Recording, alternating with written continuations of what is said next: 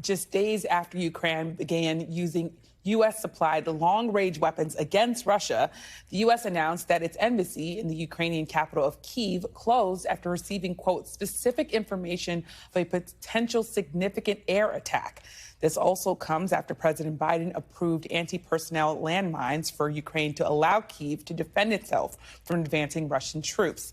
Defense Secretary Lloyd Austin defended the U.S. policy changes in an exclusive and wide-ranging interview with NBC News' Courtney Kube. He also discussed, among other topics, his potential successor, Pete Hegseth, the president-elect's pick to lead the Pentagon. Courtney has more. Today, the U.S. Embassy in Kyiv closing its doors and issuing a warning to employees and Americans to shelter in place amidst the threat of an imminent, large-scale attack by air on the capital city. Now, this comes as tensions are already high in the area after Russian President Vladimir Putin said that he was lowering the threshold for the use of nuclear weapons by Russia. We spoke with Secretary of Defense Lloyd Austin today in an exclusive interview where I asked him about that threat from Russian President Vladimir Putin to use a nuclear weapon.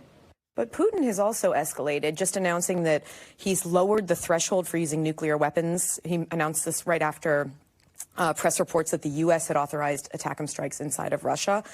Is there a reason to believe that Vladimir Putin may use a nuclear weapon? We've known for several weeks that they were revamping their policy on use of nuclear weapons. As I look at what they're doing, and we watch their strategic forces very carefully, I don't see a change in their strategic force posture, and so we'll continue to remain vigilant in this regard.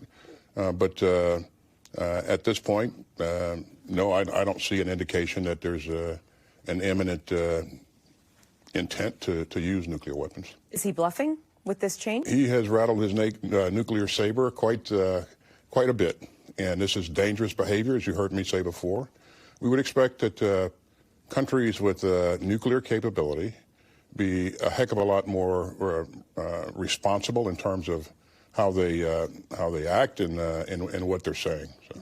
Putin's nuclear saber rattling comes after the Biden administration made two big policy changes with respect to Ukraine, announcing that they will now send anti-personnel landmines to Ukraine for use against Russia, and that the Biden administration has lifted restrictions that now will allow Ukraine to use long-range ATACMS, or long-range missiles, to strike inside of Russia. Two big policy changes that Ukraine has been asking for some time. Now, our interview today with Secretary of Defense Lloyd Austin is the first one he's done since the election and since President-elect Donald Trump announced Pete Hegseth, a Fox News media personality, as his choice to be the next Pentagon chief. Hegseth has made some comments about policy changes he thinks need to be made at the Pentagon, some of which have gotten a lot of attention. I asked Secretary Austin about some of those policy decisions. Do you have any concerns about women in these combat roles, like the ones that you mentioned when you were serving in Iraq? Do you have any concern that women impact readiness of these units? They do impact readiness. They make us better. They make us stronger. And again, what I've seen from our women is quite incredible. And I'm not. This is not hyperbole. This is fact. I'm just telling you what I've seen. And I think, as the years have gone by, our women get better and stronger. I also asked Secretary Austin about Pete Hegseth's recent comments that Chairman of the Joint Chiefs, General C.Q. Brown, should be fired for his support of diversity initiatives. Secretary Austin fiercely defended General Brown, saying he's one of the best officers he's ever served with.